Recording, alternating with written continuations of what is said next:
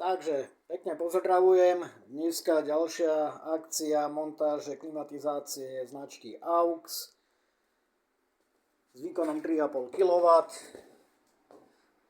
Montáž je ukončená. Vnútorná jednotka momentálne v režime testovania. Maximálny chladiaci výkon 16 stupňov. Jednotka je umiestnená v obývacom priestore bytu. Takže tu sme sa presunuli na balkón, kde je inštalovaná vonkajšia jednotka.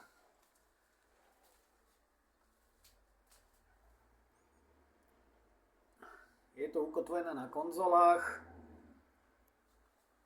Odvod kontenzu si zákazník chce riešiť vo vlastnej režii.